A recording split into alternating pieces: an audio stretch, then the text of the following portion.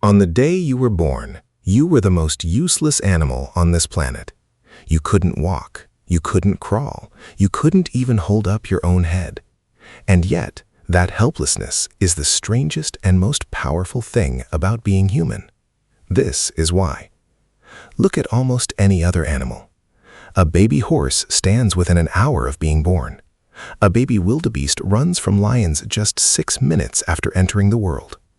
A newborn chimpanzee can grip its mother's fur and cling on tight from its very first day. But the human baby, it can't hold its head up for 3 months.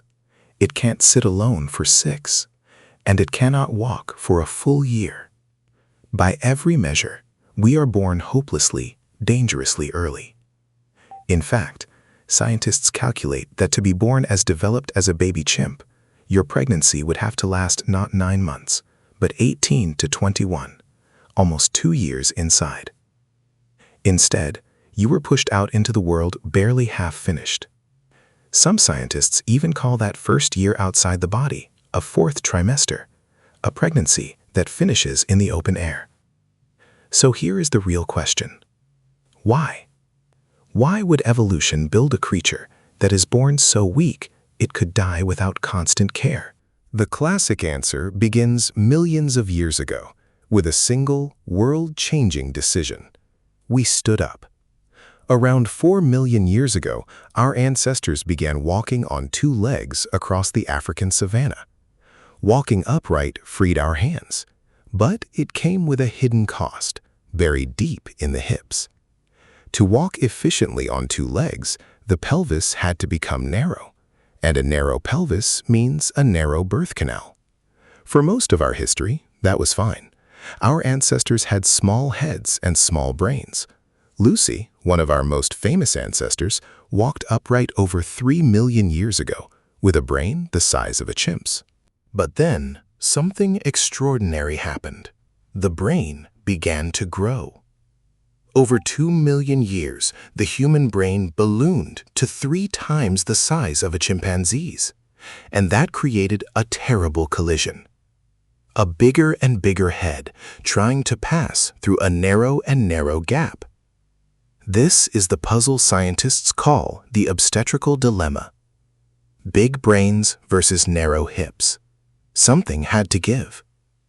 And the solution evolution found was brutal but brilliant. Don't grow a bigger gate.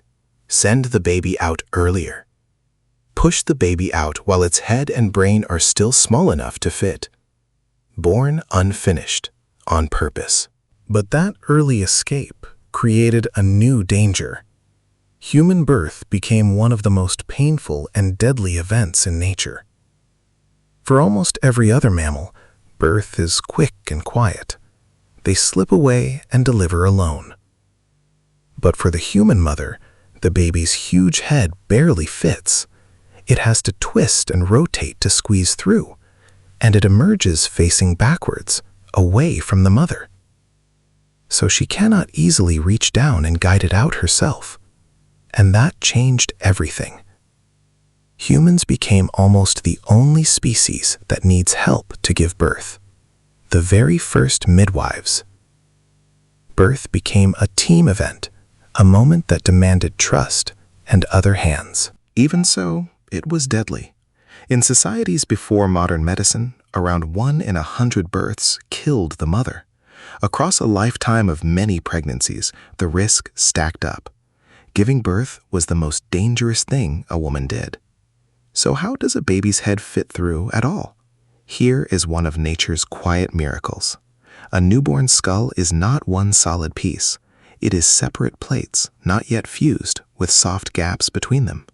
During birth, those plates slide and overlap, letting the head squeeze and mold into a narrower shape. That soft spot on a baby's head, the one you're told never to press, is a gap that won't fully close for 2 years. Because the brain inside still has an enormous amount of growing left to do. And this is where the story turns from danger to genius. Because being born early did something incredible to the brain. At birth, your brain was only about 1/4 of its adult size. A chimp is born with nearly half of its brain already built. which means 3/4 of your brain was built out here, in the open world, after you were born. In those first months, a baby's brain grows by about 1% every single day.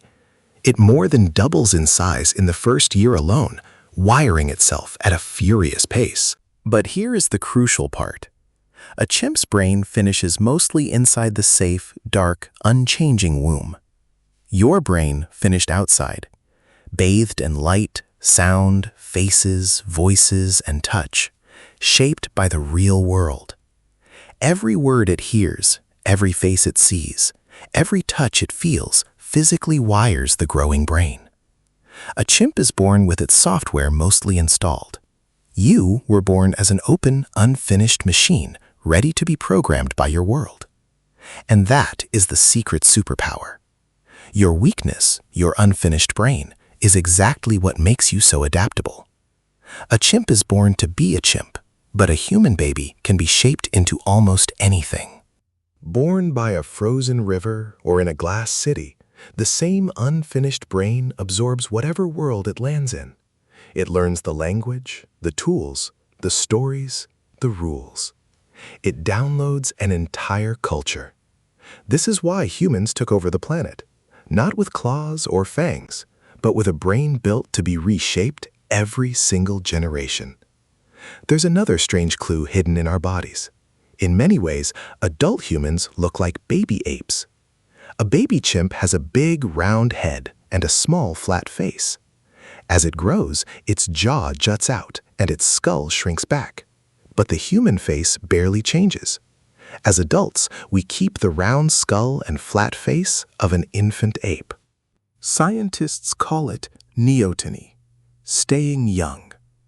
We are, in a sense, apes that never fully grow up.